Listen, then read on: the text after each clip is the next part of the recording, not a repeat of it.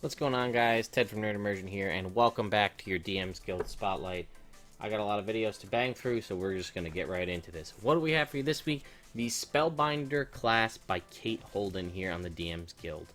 I'm not going to go too much into this because it is a one that you have to pay for, so I will talk about things, but I won't show you too much because I don't want to gyp Kate out of any money. This is the only product that she has here on the DM's Guild. So let's read a little bit about it.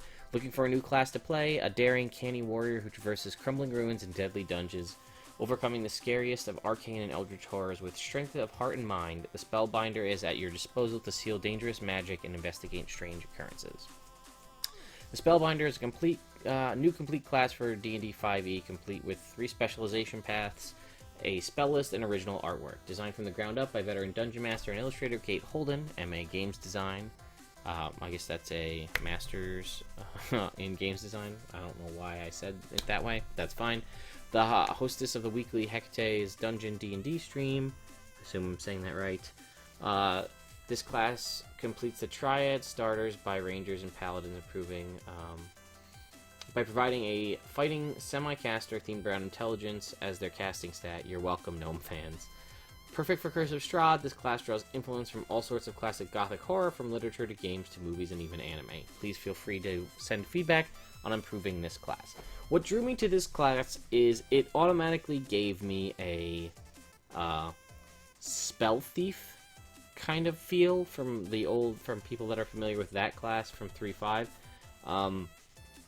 Spell Thief is a class that I feel like didn't get a ton of love, and there's sort of a little bit of that worked into the Arcane Trickster a bit, but this just really, I don't know, this one just really drew me in. It's a class that I would love to play. Unfortunately, I don't have enough games, or rather, I don't have enough time to play in any more games to get a chance to play test this, but if any of you guys do go and pick this up after watching this video, and you play test it, and you want to let me know what you thought about it, I'd be very curious to see if it was OP, or what your thoughts were. So, I'm going to quickly zip up to the top, because apparently, never mind, I didn't scroll out of that, so we're just going to move this over here. There we go. Today's dungeon, here you go, so you can see this badass art. Sorry you saw my desktop is a disaster.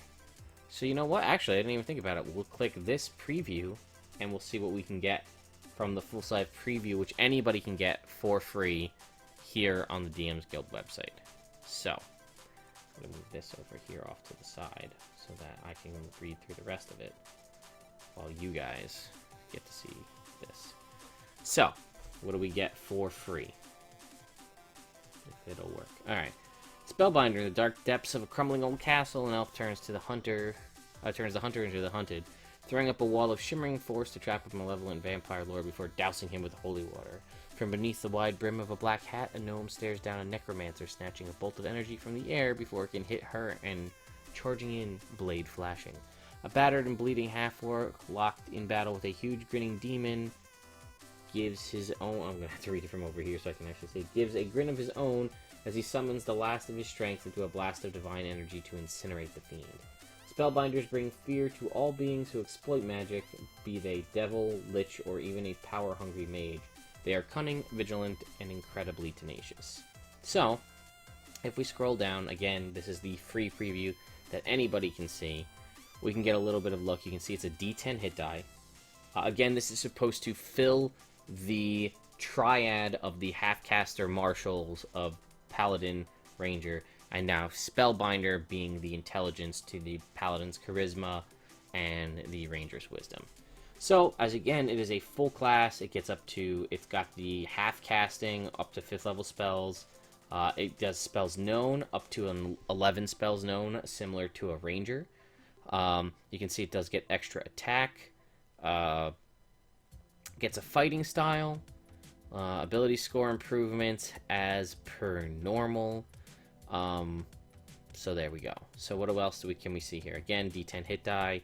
Saving throws are Constitution and Intelligence. Skills are 2 from Arcana, Athletics, Acrobatics, History, Insight, Investigation, Stealth, and Nature.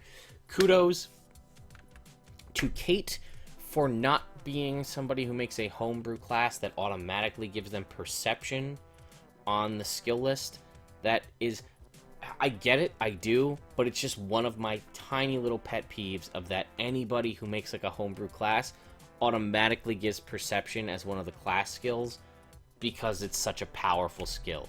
So again, not that there's anything wrong with you doing that, and for a lot of classes it does make sense, but it's just like a little pet peeve of everybody always giving them perception because they're going to try to get it anyway. So why don't we take a quick look at the quick build. To quickly build a Spellbinder, place your highest ability score in Con and your second in Dex. Consider, that doesn't make any sense, consider having a good intelligence too. Choose a Sage background. I was going to say it's an intelligence casting class, but you're focusing on Con and Dex. So why don't I kind of flip through it off here on the off screen, and we'll see if we can't get some information about why, again, without revealing too much, why I think it's so cool. If this PDF would load, which it seems not to want to do. Let's try refreshing. There we go. That seems to be working a little bit better. Maybe. This is version 2.2, by the way, so if you have not updated your copy, make sure you do. That's the one thing I will always say for anything you download on the DMs Guild or Homebrew in general. See if they have a website, check the DMs Guild, because a lot of these times when you or players like you go in and give feedback to the creators, they go in and update this. If you're familiar with Matt Mercer's, which was the Witch Hunter, which then became the Blood Hunter, that's a version 1.8. There's been 8 updates since it changed from Witch Hunter over to Blood Hunter. So people go in and update these things, and you might not be playing the newest version, which I understand. Sometimes you don't want to play the newest version because you'll lose what might make your character, what might have made you choose that class, or what might have made it, you know, basically OP. But it's worth checking out, especially if your DM keeps tabs on that stuff, so you're not kept in the dark when a new update like that comes out. So, what do we got? Fighting style. Again, fighting styles are fighting styles. There's nothing new, no fancy made-up fighting styles. Ward is this ability. There's some RP stuff in the Shadow lore, but Ward is an ability you get at first level, which I'm gonna read because that is a pretty cool, specific ability. At first level, as a bonus action, you can create a ward that holds and repels creatures. Choose a point within 30 feet for the origin point of the ward. The area of effect is a 10-foot radius, 40-foot high cylinder. Creatures within the ward lose all damage resistances. Creatures who fail a charisma saving throw with a DC of 8 plus your proficiency mod plus your intelligence mod cannot move into the warded space from outside it, and those starting their turn inside it cannot leave. Undead, Fae, and Fiends take this save with disadvantage. Creatures within the warded space can still attack, use abilities, and make reactions as normal, but any creatures unable to pass the boundary cannot make melee or touch attacks, or otherwise physically interact with a creature or object on the other side of the boundary, even with reach attacks. Range attacks and spells can cross the boundary of the ward, however. The ward lasts a number of rounds equal to half your Spellbinder level rounded down, a minimum of 1 round. You can use this ability a number of times equal to your intelligence modifier. All charges recover after a long rest. This is similar to the Paladins in mechanics to the Paladins' Divine Sense and the old kind of Rangers' Primeval Awareness, but Revised Ranger kind of has shifted that. So, you also get this Quick Draw ability. You are always ready to dive out of danger. You can use a bonus action to disengage or use an item. So roguish in that respect. Let's just see if there's any other unique abilities that I want to highlight here. I'll talk about the 3 different paths that you can split down and what makes them unique. Again, we talked about the spellcasting is spells known, ability scores as standard, extra attack, and then you'll see a lot of your stuff as you level up boosts that ward ability that we talked about. They might do something like reveal invisible creatures. You eventually, because again, this kind of Delver situation we talked about, you're going to get some stuff that boosts your ability to around things around traps, finding traps, resisting traps, things like that.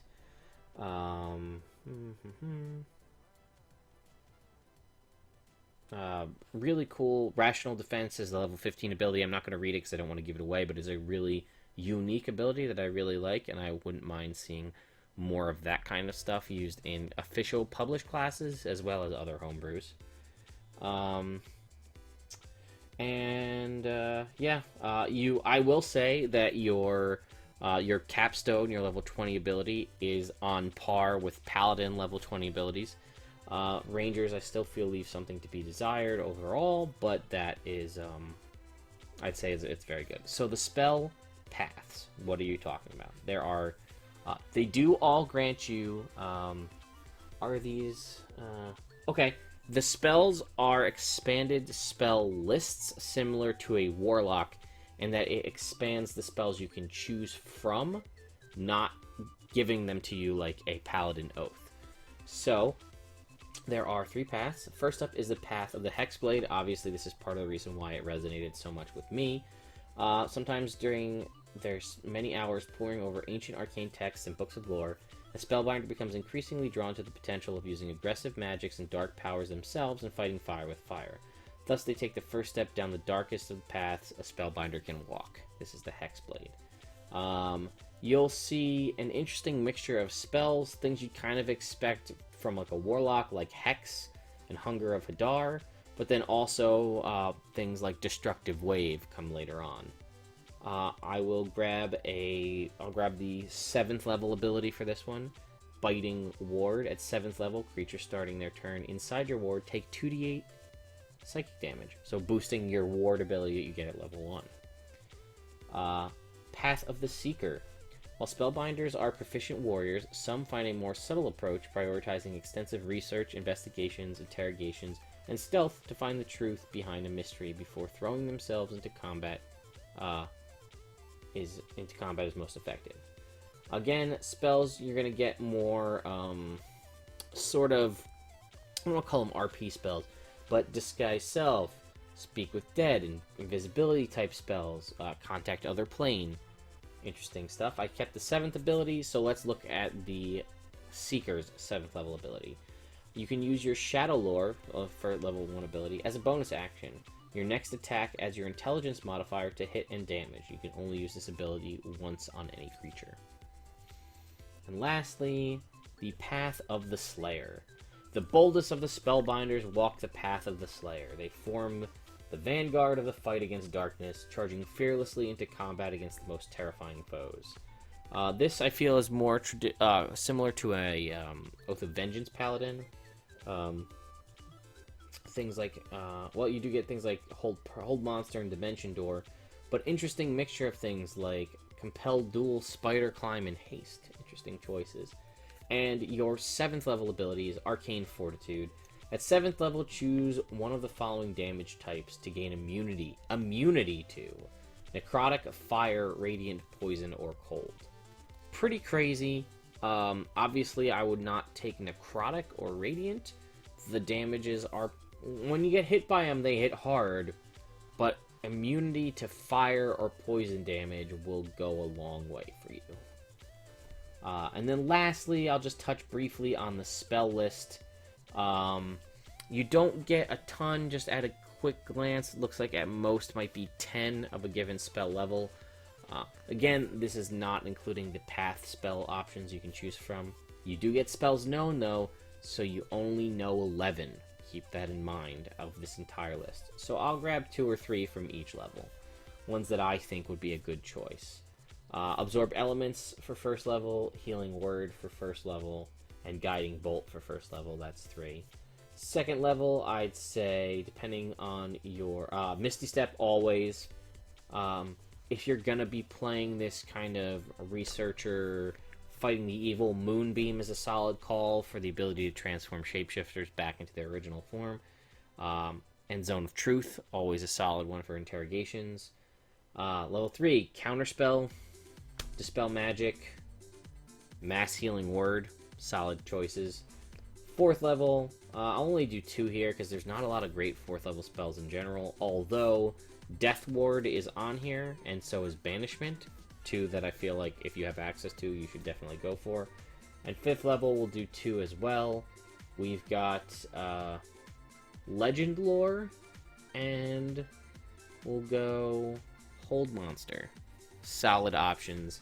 Legend Lore, maybe you don't want to take that since you have spells known, and you don't get that many times to switch them out with 5th level spells. But Legend Lore can be a very powerful spell depending on the situation. So remember to have your clerics or bards cast that if you're ever trying to figure something out. But yeah, guys, that's the Spellbinder class for 5e by Kate Holden. There will be a link in the description below if you would like to pick this up for yourself. It is a $2 minimal $2 charge. As you can see, it has 5 stars with 6 ratings here on the DM's Guild.